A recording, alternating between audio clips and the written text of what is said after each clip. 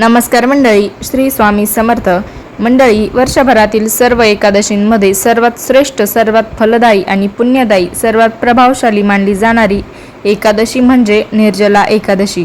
शास्त्रानुसार या दिवशी श्रद्धेने केलेले व्रत वर्षभरातील 24 एकादशीचे पुण्य प्रदान करते असे मानले जाते. पण अनेक लोक नकळत अशा काही चुका करतात ज्यामुळे व्रताचे संपूर्ण फळ मिळत नाही.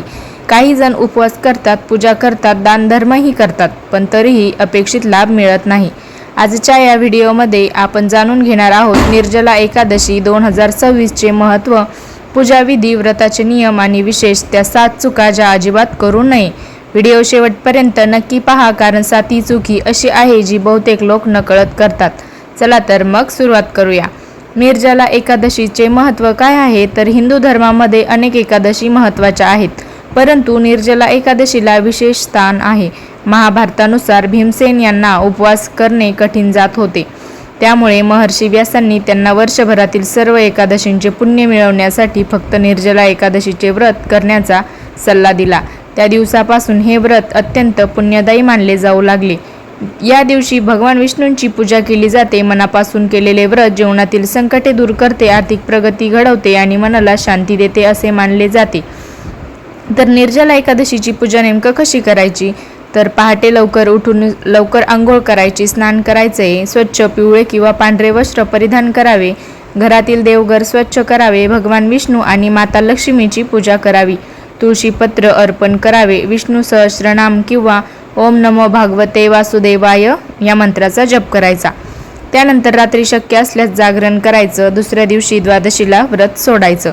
आता आपण पाहूयात त्या 7 चुका ज्या आपण करायच्या नाहीयेत. तर चूक क्रमांक 1, खोटे बोलणे. म्हणजे अनेक लोक उपवास करतात पण दिवसभर खोटे बोलतात.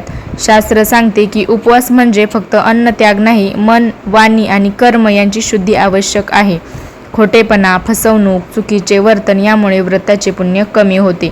म्हणून या दिवशी नेहमी सत्य बोलण्याचा प्रयत्न करा. त्यानंतर चूक क्रमांक 2 आहे की राग आणि वादविवाद. तर निर्जला एकादशीच्या दिवशी राग करणे अत्यंत अशुभ मानले जाते.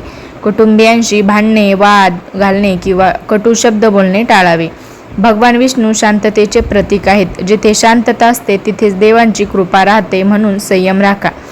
चूक क्रमांक 3, तुळशीचा अपमान. तर मग भगवान विष्णूंना तुळशी अतिशय प्रिय आहे. या दिवशी तुळशीची पूजा करणे शुभ मानले जाते. तुळशीची पाने तोडताना नियम पाळावे. तुळशीजवळ अस्वच्छता ठेवू नये. तुळशीचा अपमान केल्यास व्रताचे पुण्य कमी होते असे मानले जाते. चूक क्रमांक 4, दान न करणे. तर निर्जला एकादशीच्या दानाचे विशेष महत्त्व आहे.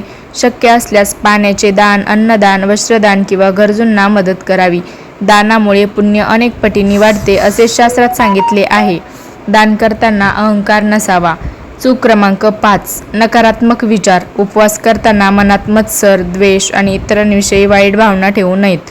व्रताचा मुख्य उद्देश आत्मशुद्धी आहे. सकारात्मक विचार ठेवा, भगवंताचे स्मरण करा. यामुळे मानसिक शांती आणि आध्यात्मिक उन्नती मिळते.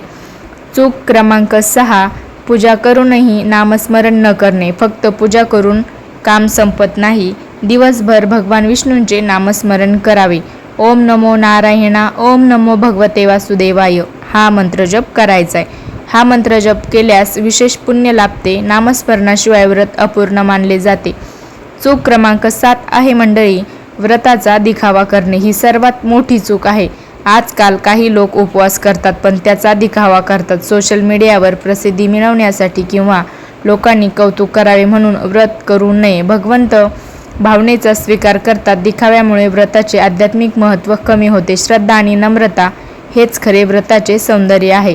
तर निर्जला एकादशीला काय करायचे तर भगवान विष्णूंची पूजा, तुळशी पूजन, मंत्र जप, दान धर्म, गरिबांना मदत, विष्णू सहस्त्र नाम पठण किंवा धार्मिक ग्रंथ वाचन करायचे, वृद्धांचा आशीर्वाद घ्यायचा आहे.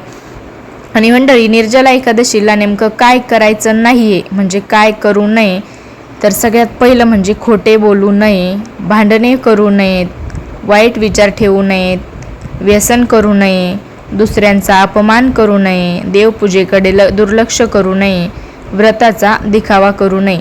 तर मंडळी, ही एकादश केल्याने नेमकं लाभ काय भेटतो आपल्याला तर घरात सुख शांती वाढते, नकारात्मक ऊर्जा दूर होते, आर्थिक अडचणी कमी होण्यास मदत मिळते, मनाला सकारात्मकता मिळते, आध्यात्मिक प्रगती होते. त्याच्यानंतर मंडळी, निर्जला एकादशी हे केवळ उपवास नसून आत्मशुद्धीचे आणि भक्तीचे पर्व आहे. या दिवशी श्रद्धा, संयम आणि भक्तिभावाने भगवान विष्णूंची उपासना केल्यास जीवनात सकारात्मक बदल अनुभवता येतात. पण लक्षात ठेवा, आज आपण सांगितलेल्या या 7 चुका टाळल्या तरच व्रताचे संपूर्ण पुण्य प्राप्त होईल.